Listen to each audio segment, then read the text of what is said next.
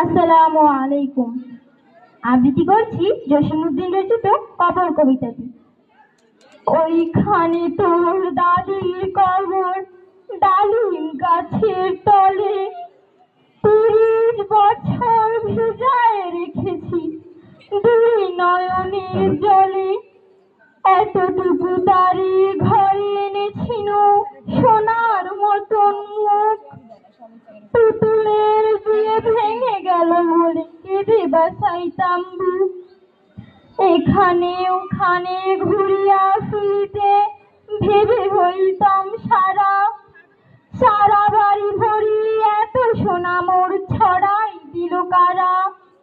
সোনালি উষার সোনামুখী তার আমার নয়ন ভরি, লাঙ্গল লইয়া খেতে ছুটিতাম গায়ের পথ ধরি।